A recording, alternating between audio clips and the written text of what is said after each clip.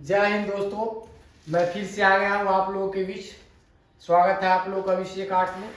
तो आप लोग देर नहीं कीजिए, कहने का मतलब इस वीडियो को जरूर देखिए। कल जो जिस चैप्टर को हम आप लोगों को आधा पढ़ा के छोड़ चुके थे, उसी चैप्टर को आज हम लोग पूरा करने वाले हैं। लेकिन उससे पहले मैं एक चीज़ आप लोगों को बता दूँ कि तबीयत थोड़ा अस्वस्थ होने के कारण थोड़ा कठिनाई है, लेकिन फिर भी मैं अपने काम को ईमानदारी के साथ हर दिन के साथ ही भांति इस दिन भी हम आप लोगों के लिए वीडियो लेके आ रहे हैं, याद रखिएगा। तो आप लोग वीडियो को लाइक ज़रूर कर दीजिएगा, सब्सक्राइब जरूर कर दीजिएगा और शेयर भी कर दीजिएगा।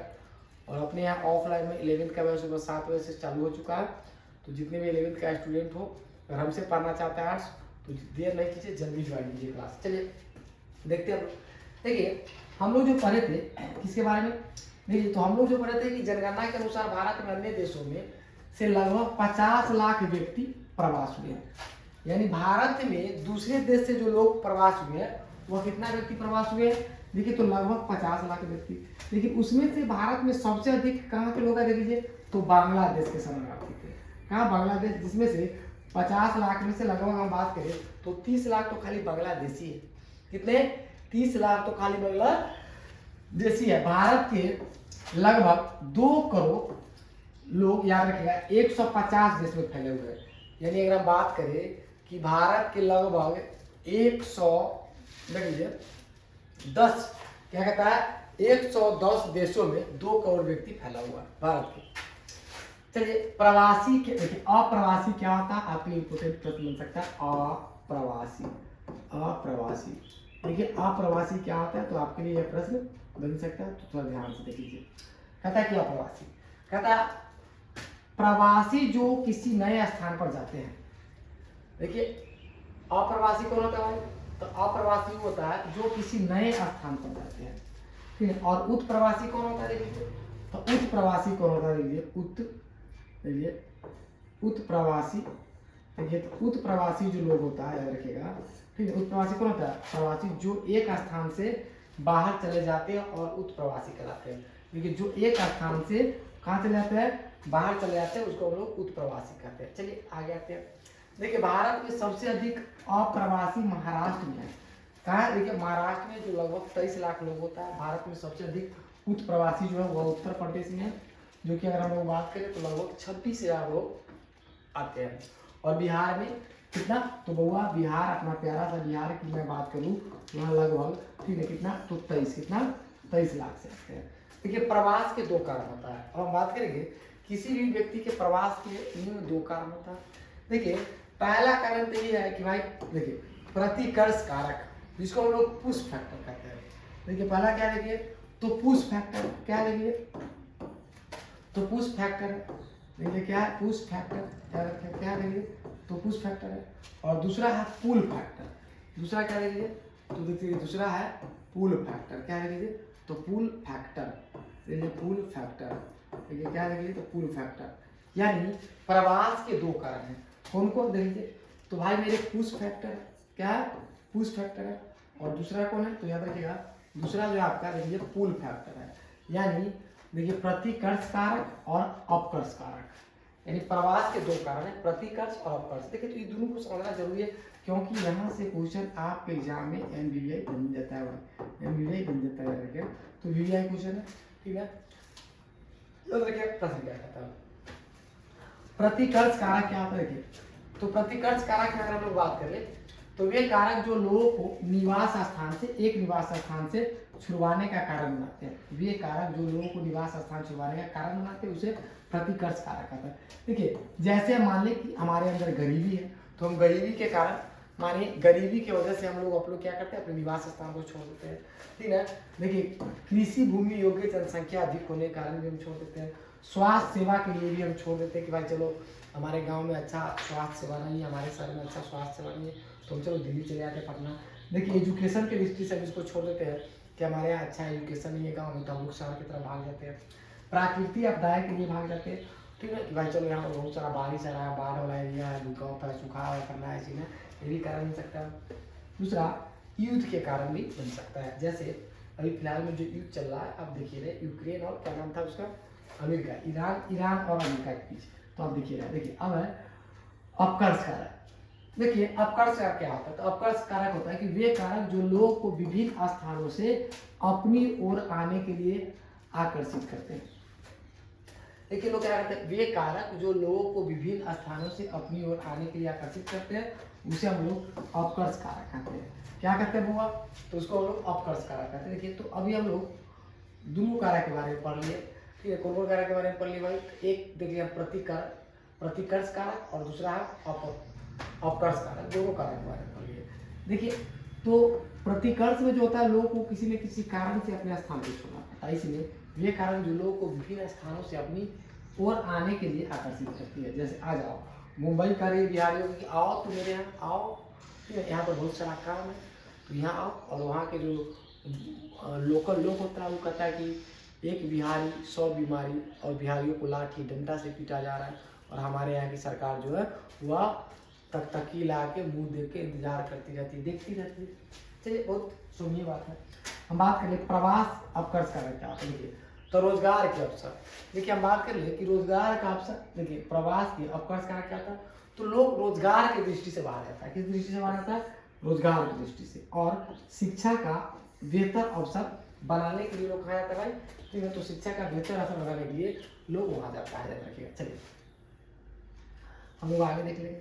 देखिए हम लोग कहाँ देखने वाले हैं, तो हम लोग कहाँ देखने वाले, इस चीज़ को भी देख लीजिएगा तो ठीक रहेगा मेरे दृष्टिकोण से।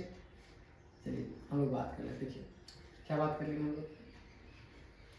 देखिए अब कहता है कि भाई देखिए स्वास्थ्य की बेहतर सुविधा के लिए लोग भी प्रवास करते हैं, यानी आप प्रवास होते हैं, मनोरंजन के स्रोत के लिए प्रवास होते हैं। देखिए प्रवास का परिणाम क्या होता है, तो पहला परिणाम होता है कि इसका आर्थिक परिणाम, दूसरा होता है जनसांख्यिकीय परिणाम, याद रखिए, और तीसरा होता है सामाजिक परिणाम। तो हम बात करेंगे भारत में गांव से नगर की ओर होने वाले, ठीक है, और होने वाले प्रवास के कारण गांव की अर्थव्यवस्था को बल मिलता है।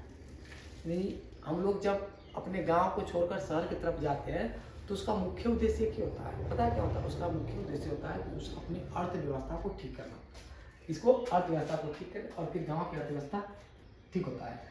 प्रवासियों द्वारा भेजी गई राशि से भोजन, ऋण अदायगी, याद रखिएगा, उपचार, विवाह, बच्चों का शिक्षा, कृषि निवेश, निर्माण, विनिर्माण इत्यादि कार्य किए जाते हैं। लेकिन अब हम इसमें देखिए आर्थिक परिणाम में जानकी में अगर बात करें तो प्रवास के कारण शहर में पुरुषों की संख्या अधिक हो रही है। आप सुनिए, अब प्रवास के कारण क्या हो रही है कि शहर में जो पुरुष होता है, ठीक है, तो शहर में पुरुषों की संख्या प्रवास के कारण अधिक हो रहा है, क्योंकि भाई लोग कमाने छुटाने के लिए कहाँ आता है, तो शहर की तरफ जाता है, इसलिए पुरुषों की संख्या जो है वहाँ पर शहर में अधिक हो रहा है महिलाओं के प्रति। और गाँव में देखिए महिलाओं की संख्या अधिक मिल जाती है। और गांव की तरफ हम जाते हैं तो गांव की तरफ जब जाइएगा तो वहाँ पर महिलाओं की संख्या आपको अधिक मिल जाती है।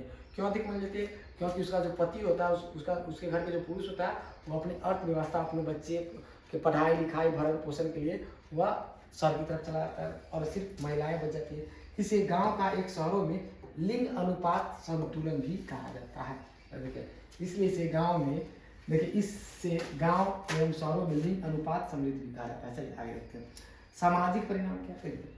हम सामाजिक परिणाम की बात करें तो ग्रामीण, देखिए नगरीय प्रवास से गांव में नवीन तकनीक, देखिए परिवार नियोजन, देखिए बालिका शिक्षा इत्यादि संबंधित नए विचार का मिश्रण होता है। प्रवास, देखिए प्रवास विविध संस्कृतियों के लोगों का एक आत्म मिश्रण होता है और इससे एक और मिश्रित संस्कृति को जन्म देता है, याद रखिएगा। वही दूसरी ओर अगर हम लोग बात करें तो कुछ सेवन और आकस्मिक कार्यों में लोग क्या होता है, संलिप्त होता है। क्या होता है, संलिप्त होता है। देखिए हम लोग आज चैप्टर को पढ़ लेंगे, याद रखिएगा। अगला है देखिए पर्यावरणीय परिणाम। देखिए अगर हम पर्यावरणीय, देखिए पर्यावरणीय परिणाम की अगर बात करें, देखिए परिणाम की अगर हम लोग बात करें, पर्यावरणीय परिणाम क्या देखिए, तो पर्यावरणीय परिणाम प्रवास ग्रामीण से नगरीय क्षेत्र की ओर होती है। प्रवास क्या होता है, तो प्रवास ज्यादातर होता है ग्रामीण क्षेत्र के जो लोग होता है वो नगर की तरफ भागता है, जिससे यहाँ आवास की समस्या बढ़ जाती है और नगर में आवास की समस्या बढ़ जाती है और ये गंदी एवं शुद्ध बस्तियों का जन्म होता है। जैसे गंदी और शुद्ध बस्तियों का जन्म होता है। बस्तियों में से होने वाली गंदगी पर्यावरण से क्षति होती है, भूमिगत जल स्तर में गिरावट होता है, वायु प्रदूषण फैलता है, वायु मल का निपटारा तथा ठोस कचरे निपटारा गंभीर समस्याओं का सामना करना पड़ता है।